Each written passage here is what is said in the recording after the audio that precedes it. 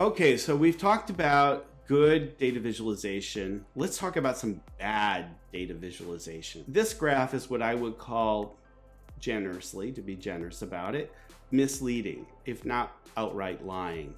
In particular, what you should look at is the y-axis and look at how the intervals change between them. You go from 1 to 30 and then things start jumping, but to different extents, like up to 50, I believe.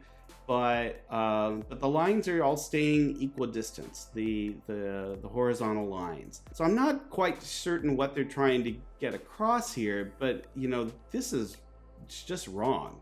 And I really just want to let you know that you should be real critical consumers of data visualization. And as you get better at it, you'll just start seeing everybody's mistakes. Okay, here is another example of a misleading graph. The one, to start out with, the one on the left, if you look at it, the scale doesn't start at 0. It starts at 30. So what that does is it completely exaggerates the difference between the two. When you look at the corrected graph on the right, you can see that the differences are not so extreme. And this comes back to the fact that people they look at the visualization aspect of it more than they look at the numbers. So it looks, in the one chart on the left, it looks like the differences are extreme. But once you start, once you correct it, and people won't even notice, they won't even look at the scale. But once you correct it, you suddenly get a better sense of what the truth is. Just keep in mind that your audience is not necessarily data literate. They don't necessarily know how to read charts and graphs. So it's your duty to make sure that they are able to do that. How are data visualizations used? There are 4 main ways. First, descriptive analytics. This tells us what happened. We can look at our past financial year to see, oh, well, we made a profit or we made a loss. So just very, very simple. It's the most common way to use data visualization. Second is diagnostic analytics. This helps us explain why something happened.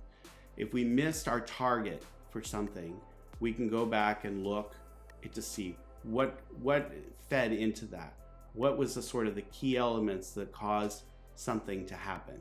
So we can go in and just find out what the issues are. Third is predictive analytics. So what we want to do now is look into the future. We'll say, okay, we did well this year. This is what we expect to happen with the stock market. This is what we expect to happen with adding new customers, expanding our base of operations. And this is where we think we're going to be 6 months, 12 months, 24 months into the future. Well, of course, the further into the future you predict, the more problems you have with your prediction, the more noise ends up in there, and the less precise your prediction is. But at least you're trying to see where you're going to go, or even do some sort of analysis where we could look, under these conditions, this is where we think we'll be, but if this happens, then this is where we think we'll be. Finally, we'll talk about prescriptive analytics. This is sort of say you are running a machine and you have certain thresholds for the operation, which defines what is normal.